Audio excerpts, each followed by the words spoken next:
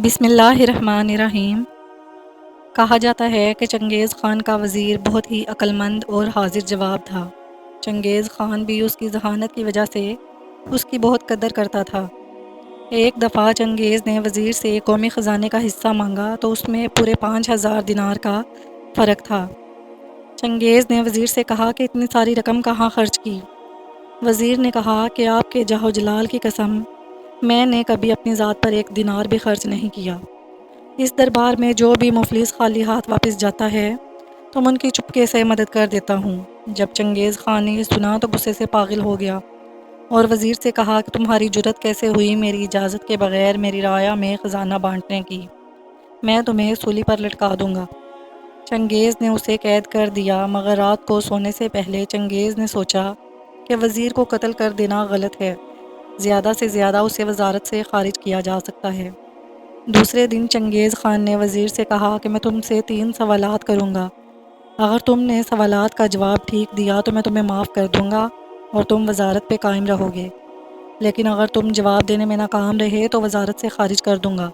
میرے سوالات تمہاری ذہنی آزمائش ہوں گے۔ وزیر نے کہا کہ ٹھیک ہے، میں ہر قسم کی ذہنی آزمائش کے لیے تیار ہوں۔ چنگیز خان نے کہا کہ میرا پہلا سوال یہ ہے کہ ایک آدمی نے دیکھا کہ اس کی بیوی نہر میں نہا رہی ہے۔ آدمی نے اپنی بیوی سے کہا کہ اگر تم اس پانی میں ٹھہری رہی تب بھی تجھے طلاق ہے، اور اگر تم اس نہر سے باہر نکلی تب بھی میں تمہیں طلاق دے دوں گا۔ لیکن ان دونوں شرائط کے باوجود عورت کو طلاق نہیں ہوئی۔ کیا تم بتا سکتے ہو کہ ایسا کیسے ممکن ہوا؟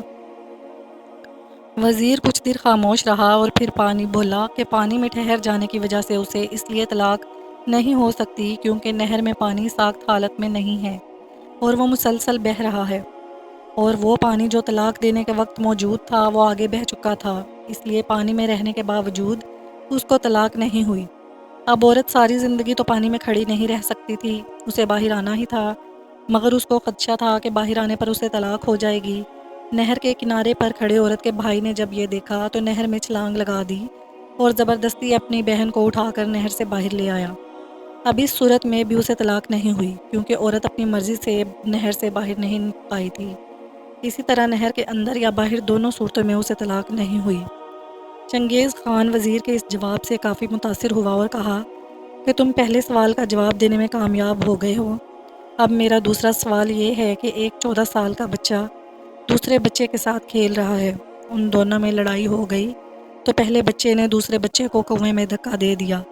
اگلی صبح جب بچے نے کنویں میں جھانک کر دیکھا تو لاش موجود نہیں تھی۔ وہ حیران ہوا۔ پھر جب وہ لڑکا 16 سال کا ہوا تو درس میں اس کی کسی لڑکے سے لڑائی ہو گئی۔ جب چھٹی ہوئی تو اس نے اس لڑکے کو بھی کنویں میں دھکا دے دیا۔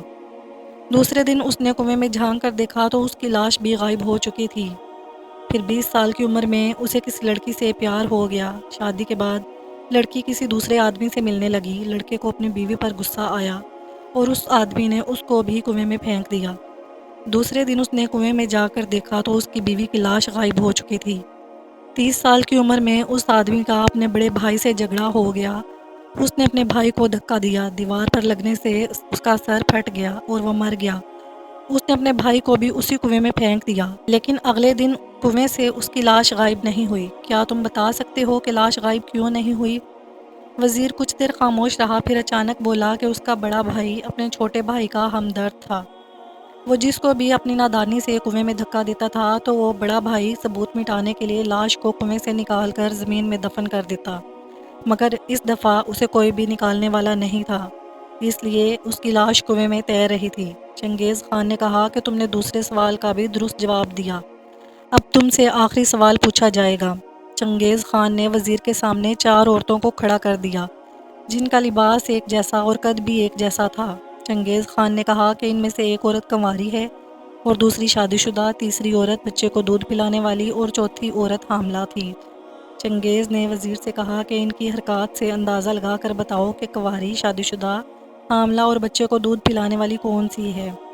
وزیر نے 4 عورتوں کی حرکات کا بڑے غور سے مشاہدہ کیا اور ان سے بات بھی کی۔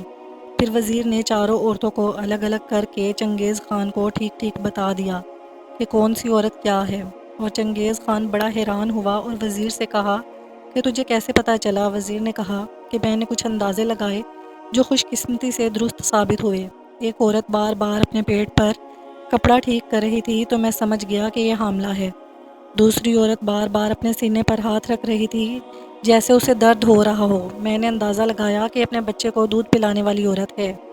تیسری عورت سے جب میں نے گفتگو کی تو وہ آنکھوں میں آنکھیں ڈال کر بات کر رہی تھی، تو مجھے لگا کہ یہ شادی شدہ عورت ہے، جبکہ چوتھی عورت سے جب میں نے بات کی تو وہ نیچے دیکھ کر ہی مجھ سے بات کر رہی تھی، تو مجھے لگا کہ یہ عورت مرد سے بات کرنے کی عادی نہیں اور کنواری ہے۔ چنگیز خان نے کہا کہ تم نے تینوں سوالات کے جواب بہت اچھے دیے اور میں تم سے بہت خوش ہوا، اس لیے میں تمہیں دوبارہ وزارت پر بحال کرتا ہوں۔